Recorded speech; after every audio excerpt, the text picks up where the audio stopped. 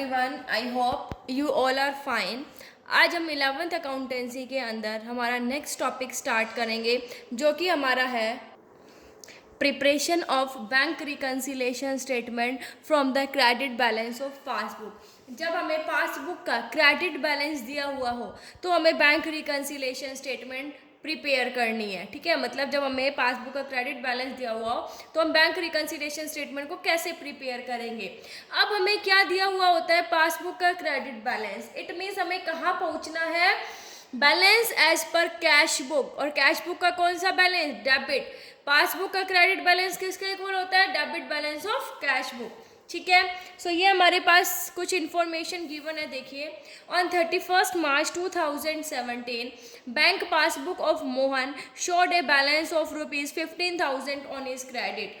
31 मार्च 2017 को, ठीक है, मोहन के जो बैलेंस है, पासबुक के अंदर जो बैलेंस है, कितना है पासबुक का बैलेंस, 15,000। देखिए, बैंक पासबुक ऑफ मोहन की जो बैंक की पासबुक है वो 15,000 रुपीज़ का बैलेंस शो करती है उसके क्रेडिट में। उसके क्रेडिट में इट मीन्स उसके पास क्या है, 15,000 रुपये उसके पास डिपॉजिट है। ठीक है, सो हम लिखेंगे यहाँ पर, पहले हम अपना न्यूमेरिकल स्टार्ट करते हैं। सो हम क्या लिखेंगे, बैलेंस एज पर, फर्स्ट है हमारा balance as per, balance as per passbook है ना, पासबुक का है हमारे पास, कौन सा बैलेंस है, क्रेडिट बैलेंस है। Balance as per passbook credit balance कितना हमारे 15,000। अब 15,000 जो है, ठीक है, वो है हमारे पास क्रेडिट में है, मतलब हमारे अकाउंट में डिपॉजिट है, मोहन के अकाउंट की बात है यहाँ पर। सो प्लस में आएगा माइनस में, भाई ओवरड्राफ्ट थोड़ी ना, उसके अकाउंट में क्रेडिट है, जमा है कितना 15,000। ये हो गया हमारा।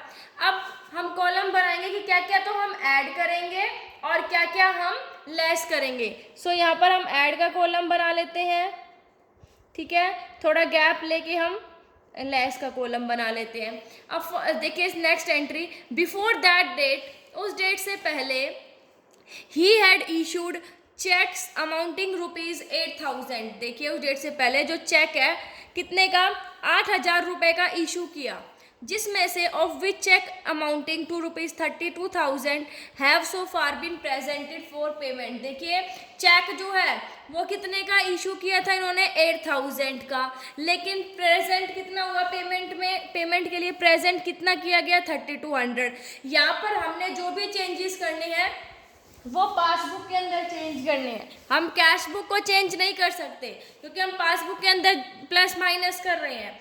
अब देखिए, उस डेट तक कितने का चेक इशू किया, 8,000 का। मान लीजिए 8,000 का चेक इशू किया, जब मोहन ने 8,000 का चेक इशू किया होगा, ठीक है, सो अपनी कैश बुक की बात है, भाई कैश बुक में पैसा आता है, डेबिट करते हैं, जाता है तो क्रेडिट, 8,000 उसने माइनस कर दिए होंगे, क्रेडिट माइनस कर दिया, ठीक है, क्रेडिट कर दिया उसने अपने अकाउंट से।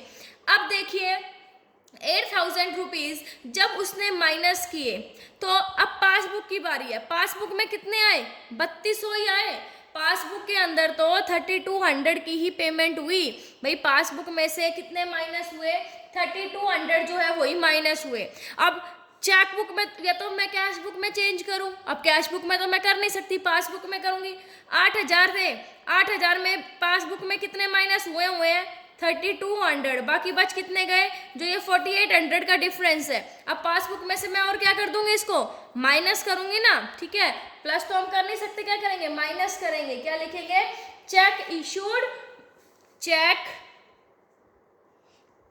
Issued, check issued but not presented for payment, but not presented for payment, कितने का है, 4,800। यहाँ पर क्या देंगे, माइनस में हम लिख देंगे 4,800। ठीक है, ये हमारा माइनस का है, तो माइनस में हम क्या करेंगे, 4,800 जो है उसको हम यहाँ पर लिख देंगे। ठीक, नेक्स्ट एंट्री देखिए, on 30th March a cheque for ₹1,570 received by him was paid into the bank but the same was omitted to be entered in the cash book. देखिए क्या एंट्री है कि 30 मार्च को एक 1570 का चेक रिसीव किया मोहन ने, ठीक है, और उसे बैंक में पे कर दिया, बट वो अपनी कैश बुक में एंटर करना भूल गया।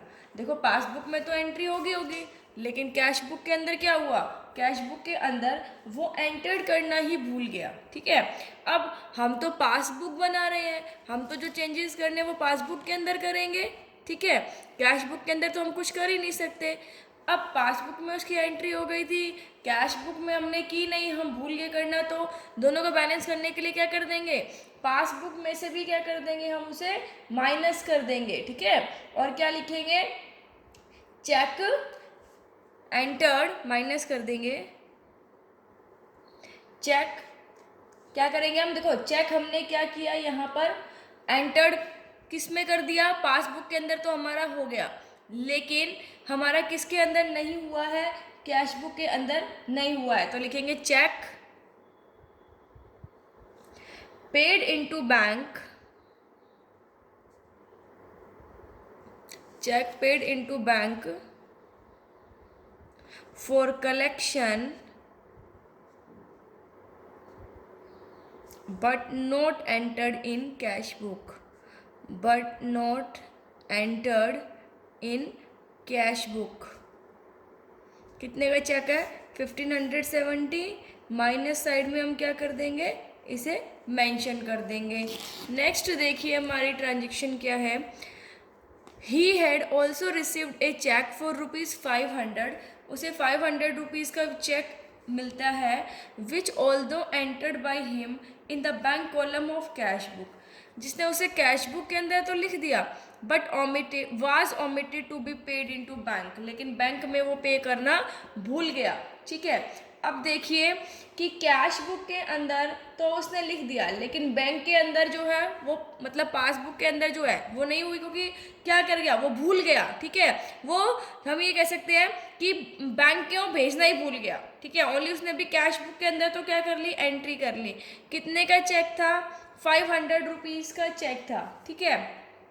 सो अब क्या हुआ, चेक के अंदर होगी एंट्री, पासबुक के अंदर नहीं हुई है, तो हम पासबुक के अंदर क्या करेंगे, पासबुक के अंदर एंट्री हम जो है वो कर लेंगे। और क्या लिखेंगे हम इसके अंदर कि cheque entered in the cash book, cheque entered in cash book but omitted to be banked, but omitted to be banked। Passbook के अंदर एंटर कर देंगे, प्लस कर देंगे इसे हम, हो गई हमारी। अब हमारी लास्ट एंट्री देखिए, there was a credit of ₹150 for interest on current account. देखिए हमने करंट अकाउंट था हमारे बैंक के अंदर, उस पर हमें 150 रुपये इंटरेस्ट मिला, ठीक है। बैंक ने हमारे अकाउंट के अंदर क्रेडिट कर दिया, अब कर दिया, लेकिन हमारे पास उसकी कोई इन्फॉर्मेशन नहीं है, हमने कैश बुक के अंदर कोई भी एंट्री नहीं की, तो हम क्या करेंगे, अब पासबुक में से भी क्या कर देंगे, माइनस कर देंगे। तो ये क्या हो जाएगा हमारा, next interest allowed by bank, कितना माइनस कर देंगे हम, 150 रुपीज़ हम माइनस कर देंगे।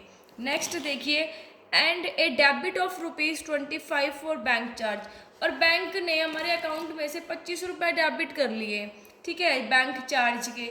अब उसकी भी इंफॉर्मेशन हमें नहीं है। अब देखिए बैंक ने क्या कर लिए, डेबिट कर दिए, ठीक है। अब हम क्या करेंगे भाई, हमारे को कोई इन्फॉर्मेशन नहीं आई, अब इन्फॉर्मेशन नहीं है हमें, ठीक है, तो हम क्या कर देंगे उसको, 25 जो रुपीज़ है हम क्या कर देंगे, उसको ऐड कर देंगे बैंक चार्जेस,